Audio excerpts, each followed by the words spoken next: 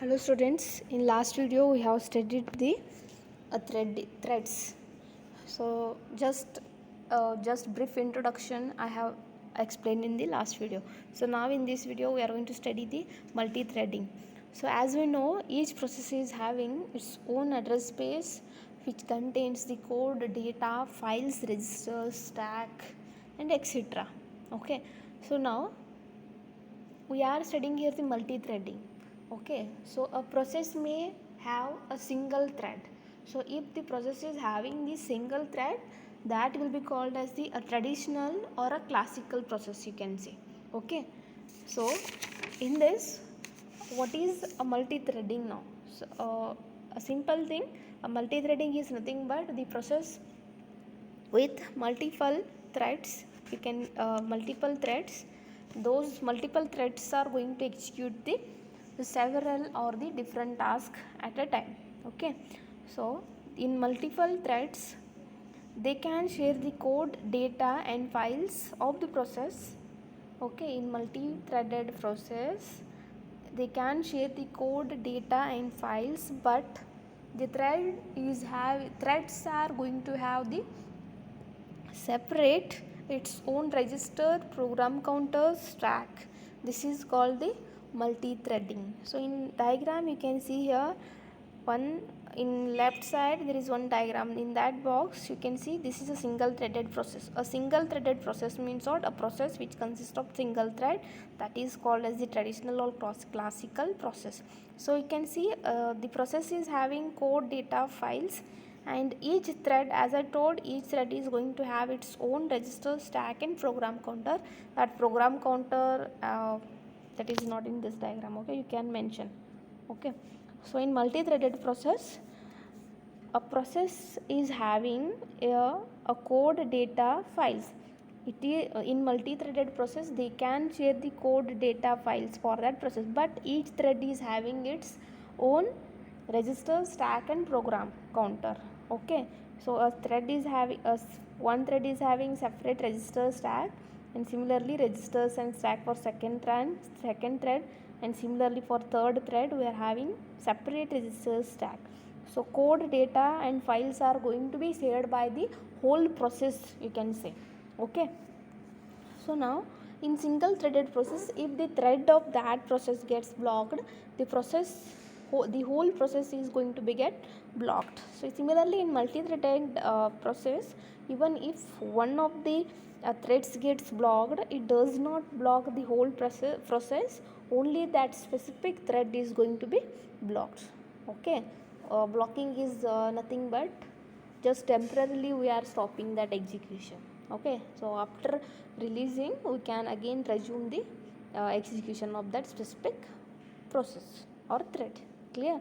So now we'll see what are the benefits of multi-threading.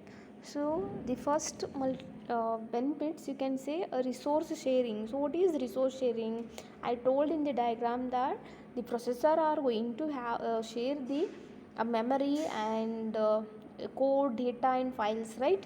So now by default the threads are going to share the memory, the resources of the processes to which they belong. Okay, so the benefit of the sharing code and data is that it allows an application to have the several different threads of an activity within the same address space. So now second is responsiveness. So what is responsiveness here? And if an interactive application is running and still that thread is not executed properly, okay, so how you can respond for here? For example, in multi-threaded, for example in a web browser, if you could still allow the user interaction in one thread, and while in another thread you can load the image. For example, in web browser, whenever we are browsing the web, okay, so now if in one thread you can see suppose in a single one thread is executing the text it is displaying, and still second thread is not displayed at the image, you can see. So we need here still some time to load that particular image. Okay, so image was being loaded, that image is going to be loaded in another thread. So this is nothing but the responsiveness of that thread. So third is utilization of multiprocessor. So in multi-threading, it can be greatly increased in a multiprocessor architecture. So how? For example, multiprocessor architecture. So multiprocessor, what is multiprocessor? I have told. Suppose in our computer we can have the number of more than one processor, that is nothing but the multiprocessor.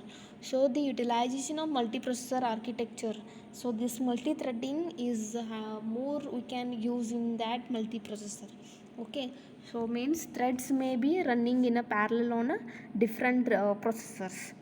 Parallel means you can one thread is executing some other task, and similarly second thread is executing the some other task. That is, so a single threaded process can only run on one CPU, so no matter how many are available. So in multi-threading, a multi CPU machine increases the our concurrency. So fourth is the economy. Economy means for allocating the memory and resources for that process, it may cost more here. Okay, because threads are going to share the resources of the processes to which they belong. So it is more economical to create, and even for the switching the threads. Here also switching is nothing but the context switching I am telling here. Okay, so context switching is nothing but I told that we are switching the what processes. Okay, so now context switch, the same will be done for the threads also. If one thread gets blocked, the another thread is to be ready for the execution. Okay, so now this is what a multi-threading. So thank you.